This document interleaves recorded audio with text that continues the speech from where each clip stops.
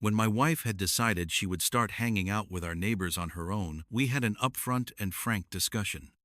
I warned her that men often lacked any form of female attention, and showing interest in them, even friendly interest, could quickly lead to non-friendly feelings on their or her part. We both discussed that if any lines were crossed, she would let me know right away and end those friendships before they turned into something that could destroy our relationship, and I believed her at that time.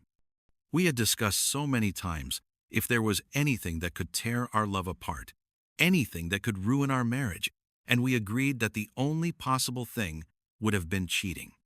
She did this, knowing this. She then began to tell me more of the incidents that had been occurring for weeks now, that it was not just her being kissed, but her partaking in all of it as well. She told me that she had told him multiple times that this was wrong, but it didn't stop her from going back. She told me that there was no sex or anything below the belt, and she had told me she had broken off the relationship with him on May 20th. My heart wrenched again because they were still sending dirty texts in the early morning of the 23rd.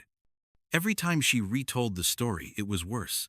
Knowing that we had just been so open with each other for the past 24 hours and she was still lying to me, broke me again. I cried more but still wasn't ready to let this go. The next day I tried to go to work, but once I arrived I needed to leave. I couldn't look anyone in the face without starting to tear up. I told my boss I needed to leave and that I needed the rest of the week off. He gave me the time off without hesitation. This was the first time I had really debated ending my life over this, and not just a passing thought. I was in a car. It felt like it would be easy to do, but I didn't want to kill myself. I just didn't want to be alive right now. I cried. I said out loud, "I'm dying, and I have no one to talk to, no one to help me." And then I drove back to her. We spoke more. I told her I needed to know the full story about her infidelity. It had been going on for weeks. She had brought him to her birthday party that my parents had held at their house. She had introduced the man she was cheating on me with to my parents. The man was one of my distant cousins. My mom was so happy to see him because it had been years since they last seen each other. This broke something else in me. It made me feel like she felt no remorse for the cheating which had occurred, and it meant so little to her that she would bring this man into the lives of my family. I realized that I could not trust her, that I could not believe her story, and that honestly she did not feel overly bad about the cheating and lying, that her loneliness and sadness was justification for doing it. It was at that moment I also realized that I was in an abusive relationship. My wife had a rough time growing up. She had been cheated on, raped, lied to. It had never crossed my mind that she could turn into the abuser, but I felt like she had. She had first-hand experience of what awful was, and she was able to perform that evil onto the man she says she loves the most in the world, because I was not attentive enough, because I did not make her feel wanted, and because I had not always made her a top priority. I sunk further, and old memories surfaced. When we were in university, she had cheated on me then. There was now a pattern, and I had no way to believe or know if more infidelity had happened again between then and now. We kept talking, though. We talked about the changes we wanted to make in our lives, how we both wanted to be better people and exhausted. We fell asleep holding each other. We woke up and began to kiss. We had sex. I knew it was wrong to do this to myself, but I could tell she wanted to feel intimate. She wanted to feel wanted, and at that moment, she wanted me, and despite all that happened, I wanted her, and wanted to give her those feelings. We decided we needed to spend some time apart after this. We had a counseling session scheduled for the next Monday, but we should be apart to think clearly and to figure out if we still wanted to be together, if we even wanted the same things in life, and if I could ever get past this. I have next to no close friends, and my parents have always been close to me and my confidants.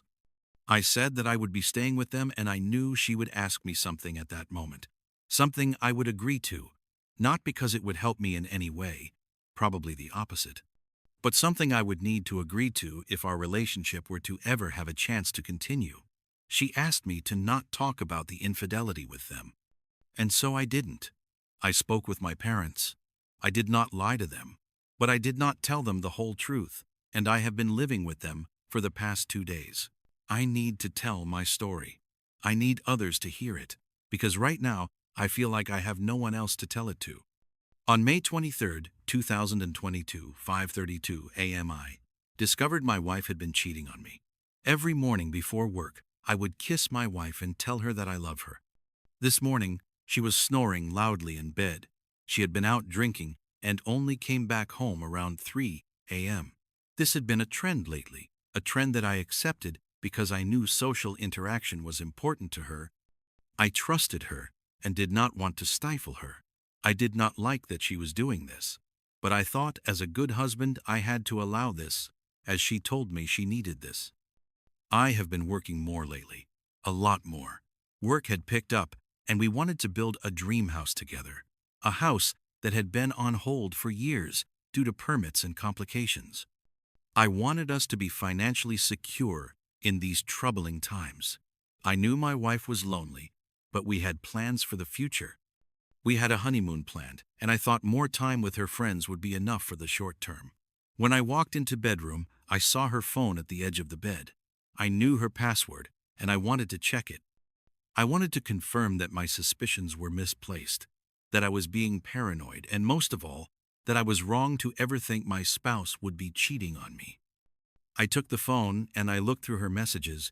It only took a few texts to see that there was something going on, that I had been cheated on. I put the phone back where I found it, had no idea how to react, and left the house driving to work. I cried the whole way there. I debated driving my car into a ditch, but I didn't. I arrived at work and I worked. A bit later, I received the daily text I always receive from my wife, about her telling me that she thought I was handsome, that she loved me. I didn't want to deal with this in any way, and I did not want to start this over text, so I replied in kind, and then I cried some more in the work bathroom. Halfway through my day, I received an anonymous text message. Someone reaffirmed what I already knew, that my wife was cheating on me. They did not want to be involved, but cared enough to let me know. It hurt so much knowing that other people already knew, that it was blatant enough, and I didn't know right away. I still do not know who sent that text, but I am grateful that someone cared enough about either me or the sanctity of marriage to let me know. Reaching the end of the day took forever, but it came. I cried again on the way home. My wife was at our neighbor's house drinking and having a good time. I drove to where we were staying and texted her to come home. I remember her walking to the front door so vividly. She was fine. There was no pain present, and I knew that everything in our lives was about to change. I told my wife that I had received a troubling text message today. I asked her if she was cheating on me while showing her the message on my phone. She looked directly at me and said no. She wanted to know who sent the text, but I did not know either. I then asked her to see her phone. She handed it to me, without question, and asked me, "Don't you trust me?" "I would never do that to you," she asked me. "Do you really think I would cheat on you?" All while shaking her head in disbelief that I would not trust her. My heart sank further when I looked at her phone. She had deleted all the incriminating messages. There was a brief moment where I believed her. Did I have some sort of delusion of seeing those messages earlier? Was I a bad husband for searching through her phone? I knew I hadn't just made this up. I looked at her and told her that I had read her phone this morning, that she had deleted the texts, and that I knew something was going on. She told me that something was going on, that a neighbor had kissed her, and that she didn't want to tell me because she didn't want a little mistake to become a big issue. I knew there was more to it than that. From the texts I had read, I wanted to leave right away. I wanted to grab a bag and go see my parents. I wanted to go be with someone who cared and loved me. But I was in shock. She had lied straight to my face.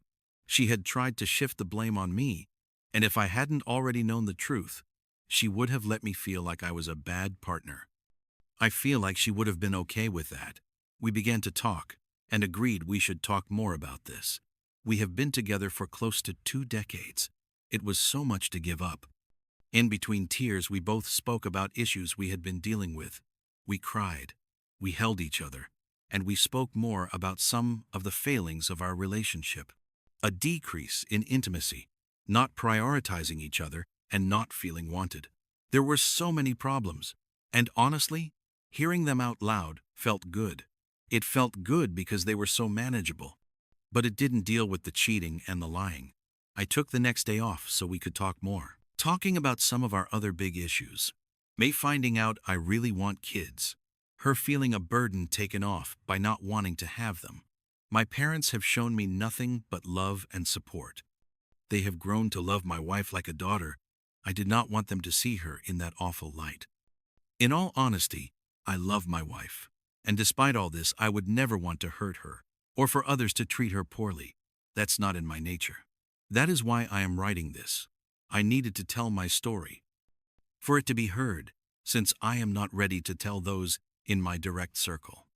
I am still uncertain about what I am going to do regardless of how obvious all the signs point to leaving each other, and I am hopeful that counseling will help me decide. Despite the sadness and hurt I feel, I want her to be happy, and maybe I cared and still care for her happiness more than mine.